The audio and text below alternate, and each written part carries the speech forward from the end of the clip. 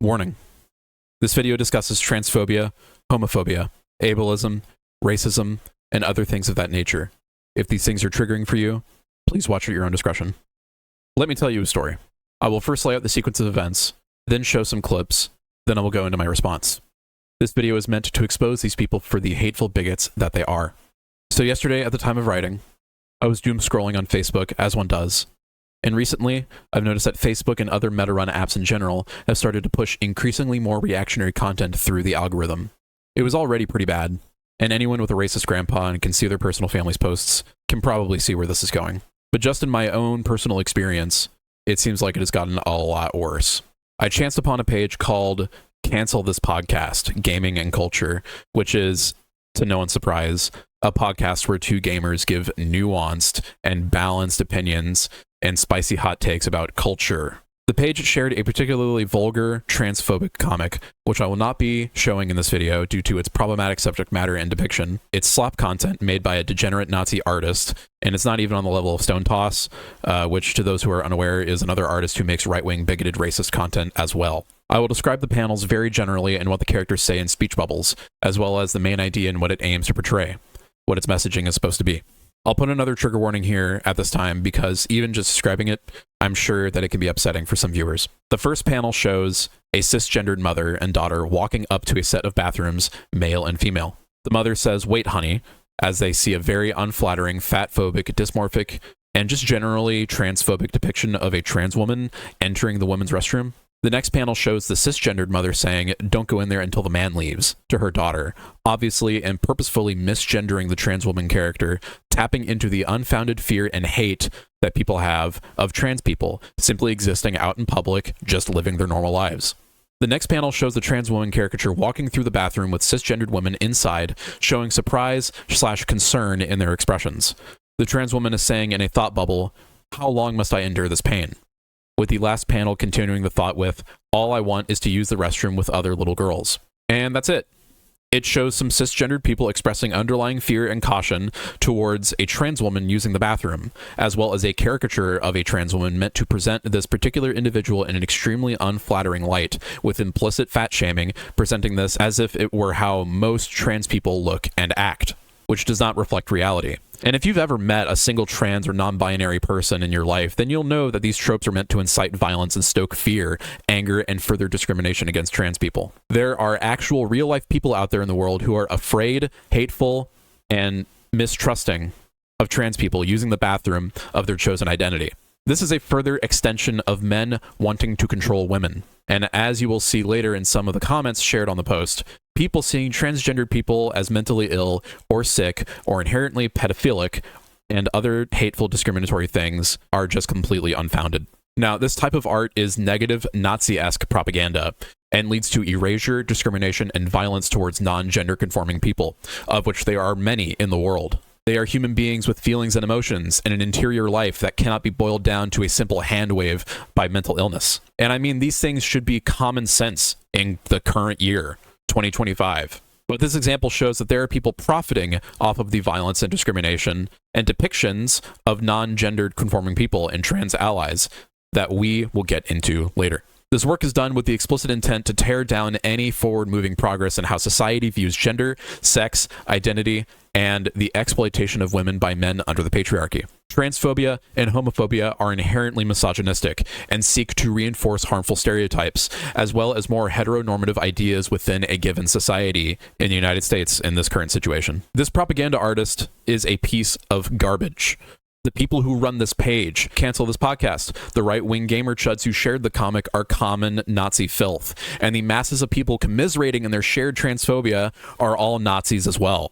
This is how deep this runs in American society. This is a society built off of hatred, imperialism, genocide, and erasure of non-conforming groups, marginalized people of all stripes and colors. It is a settler, colonial, white supremacist hellscape. That is what and who we are dealing with here. So I chimed in with a comment using my personal Facebook account, which in hindsight I should have seen what was coming, but I didn't think anything of it at the time. My fault for having a phone, I guess. I shared my thoughts on how gross and harmful this comic was. Here's what I said. This is like one of those anti-Semitic cartoons where they draw Jews as giant-nosed child eaters. Really fucked up comic. And all hell broke loose after that. I proceeded to get literally thousands of replies in my notifications. I lost count after around 3,000. And as you may be guessing, the overwhelming majority of the replies I got were all to one degree or another some combination of transphobia, homophobia, ableism, actual for real anti-Semitic conspiracy nonsense where they mentioned adrenochromes, and racism and veiled threats. Some replies bordered on hilarious just because of how utterly brain dead they were, as you will see shortly. And I want to put a disclaimer here. If you are unaware, on this channel, I oppose Zionism, the genocidal settler colonial European ideology created with the explicit intent to colonize Palestine and ethnically cleanse its native population in order to make room for Jewish people to come and take their land. Israel is an ethno-state. My opposition to Zionism is not to be confused with opposition to Judaism as a whole, as a religion, and this diaspora as a whole. Zionism and the State of Israel are anti-Semitic in their own contested borders, beating and imprisoning Ashkenazi Jews, protesting the draft, opposing the genocide of the Palestinians. Ethan Klein, a famous pro-Palestinian liberal Zionist, has been documented saying extremely hateful, discriminatory things about Ashkenazi Jews in particular. I have a video going over he and his terrorist wife on the channel, and if you're interested in that, you should go check it out too. Zionism is a fascist, genocidal ideology, not unlike Nazism. Back to the Facebook drama. Now, I won't be going over all of the thousands of comments I received here, because that would take literally hours, and I don't think I have it in me for that. But here's a good sampling of what most of these replies tended to look like. Go outside, touch grass, have a look around. That's what an effing man in a dress looks like. Joseph Ryan Banks, found the trans woman. Joseph Ryan Banks, bunch of pedos deserve nothing less than hell itself. F these pedo creeps. Anti-Semitic equals anti-satanic. That one is really crazy. That one is really, really crazy because they're saying Semitic equals satanic. So if you're anti-Semitic, then you're anti-satanic because Jews are evil, according to these people. Joseph Ryan Banks, except this is exactly what many trans people look like. Not even close. Some people even went as far as to take screenshots of my family and friends and make comments on their appearances and hurl insults, which is literally cyberbullying. And you might be asking yourself, did Facebook take down any of these comments? No. None of these comments were removed by Facebook's automatic flagging system. But if I happen to show any support for, let's say, Hamas, a group that under international law has the right to resist the Israeli occupation, a group designated by the U.S. State Department as a terrorist organization, which only means that they oppose U.S. geopolitical interests, that's literally all it means, my comment is removed within the minute. And if I make a post saying F Nazis or something like that, I'm told that it may go against Facebook's community guidelines. I wonder why. This really is telling of Meta and its tacit support of this racist worldview and ideology. Zuckerberg is a Nazi fascist, just like Elon Musk, just like Jeff Bezos, just like every other ultra-rich capitalist billionaire in the United States, just like most of the general colonizer white cisgendered population, unfortunately. Here's another one. Get back in your hole and stay there. Clown emoji. Kid diddler in the making. How is it messed up to show mentally ill men exactly how they look? The rare exception where the man puts in the effort of shaving their beard/back hair, packs on makeup, and puts on a wig to disguise their receding hairlines notwithstanding. So this comment in particular expresses a certain idea I want to focus on for a minute, and you'll see some repetition of this idea. This is deep psychological projection. These people with nothing better to do with their time spend hours online spewing transphobic and homophobic hate and bigotry simply for the satisfaction of putting another group down, to punch down, labeling them as mentally ill. When in material reality, it takes a specific kind of sick, twisted, hateful person to view people simply living their lives with these extreme levels of discrimination. If there are any psychologists watching this video, please let me know in the comments what this looks like to you. Yet this is actually a real possibility. The comic. I mean, it is a possibility that it's definitely a reality that trans people have been shouted out of the bathroom, you know, that have been targeted that way. If that's what they're implying, then sure. You're an anti-Semitic communist yourself. Who are you to say what's effed up? and there's the using communist as an insult comment. Like I've never seen that one before. Truth will set you free. Men who dress as women have mental illnesses and need to be institutionalized. Again, sharing the sentiment described a moment ago. Projection. Pure psychological projection of their own hate and their own mental illness. You're literally supporting Nazism on your page. Where? Can anyone tell me where I'm supporting Nazis on my page? I honestly, genuinely challenge you to find that. Because if you say that communism is the same thing as Nazism, then you're just falling for the horseshoe theory propaganda. Cry harder, commie scum, middle finger emoji. Well, the ones in Israel are certainly child murderers. This comment is like the only one that I can even slightly see where they're coming from, because because Israel is killing Palestinian children. Literally killing them. If I've got a video going over the first year of genocide, if you want to check that out, it goes over the numbers, and I highly recommend it. This comment is still somewhat labeling the Jews in Israel as representatives of the whole religion, which is something that I just disagree with fundamentally. Then people started showing up on my public posts to just spew pure vitriol. White liberal communists are the scum of the earth, which is just super funny to me. The right likes to lump liberals and communists together like this because they literally have no idea what they're even talking about. These terms mean completely different things to these zombies. Then we've got some of my favorite ones, which,